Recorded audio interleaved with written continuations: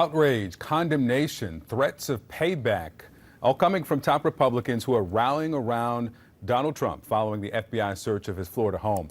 Now, here's this tweet from GOP Senator Marco Rubio. Biden is playing with fire by using a document dispute to get the Justice Department to persecute a likely future election opponent, because one day what goes around is going to come around.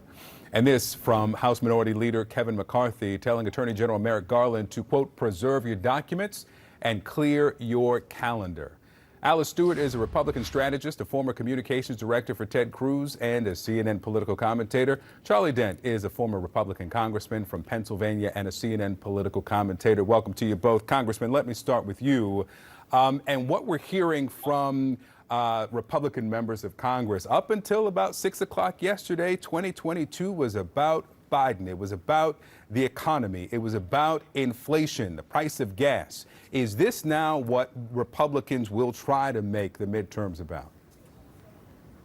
Well, Victor, I think it would be a terrible mistake to do so. My advice to my former Republican colleagues is to be very circumspect and cautious in their public comments. Let this process unfold. And every one of my former colleagues, on the Republican or Democrat, they know that if, as a member of Congress, they had to sign a document at the beginning of each Congress determining how they would handle classified material, and that they understood there would be consequences if they failed to handle that properly. The reason why we're here is because the former president knows no boundaries with respect to handling classified material, official documents, or even dealing with the peaceful transfer of power. That's why we're here. And again, I think it is utterly reckless to go out and make statements that may undermine this investigation. Chris Wray is a Trump appointee who leads the FBI. I mean, I trust that man to exercise good judgment. I am sure that he must have signed off on this, as have others. This wasn't done lightly. Like everyone else, I am uncomfortable with the precedent of this. But there are problems here. If they don't pursue what the former president did, there'll be consequences. If they do pursue it, there are consequences. So this is not a great situation to be in. I think we can all agree on that. Yeah. But we all have to live by the law. And nobody's above the law, including a former president. Alice, the search warrant was related to the investigation into mishandling documents, including some deemed classified. Let's just get a refresher about what the then candidate for president said about the mishandling of classified information during the 2016 campaign. People who have nothing to hide don't bleach. Nobody's ever heard of it. Don't bleach their emails or destroy evidence to keep it from being publicly archived as required under federal law. Now, let's listen to a couple of members of Congress as well, Alice, before you get your response. Those who are now tweeting and have these statements about the search warrant at Mar-a-Lago. Hillary Clinton is disqualified from being the President of the United States.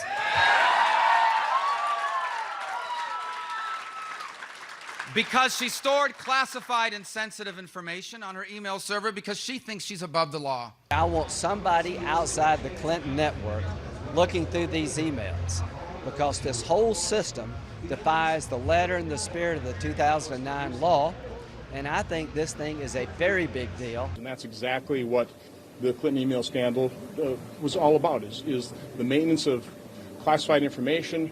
According to the FBI, Secretary Clinton sent and received emails that contained highly classified information. If the average American did that, they'd lose their clearance, their job, and might even go to jail. Where's all that outrage now, Alice? Well, there are serious questions about whether or not there was mishandling of evidence, but there's also serious questions about whether or not this is weaponization of the DOJ with regard to singling out Donald Trump. There was no raid on Hillary Clinton when there were questions about her server. This raid has raised many, many questions. And as Charlie said, no one is above the law. Attorney General Garland said no one is above the law, but also no one should be subjected to selective application of the law. And that appears to be what happens here. People are asking themselves, what was it that caused the DOJ to go to such lengths There are so many questions, not just Republicans, but Democrats as well, saying the DOJ, the Attorney General's office needs to answer questions and now, because I can tell you that the absence of answers is not a fine wine. It does not age well. The further they go along without answering these questions, people are just going to be more enraged. I've talked to Republican members of Congress. Their phones and texts are blowing up from constituents who are outraged. Social conservative groups that really have turned their back on Trump in terms of looking for another candidate moving forward, their members are furious. They say that the Biden administration and the DOJ have stepped on a hornet's nest to the degree they just don't know, because people are angry and they are turning to Trump. And look, we have many questions that need to be answered. Was there some type of mishandling of this information or government documents? We need to know. And I understand, I heard Alberto Gonzalez say that typically you don't answer questions in the middle of an ongoing investigation. This is far from your typical investigation.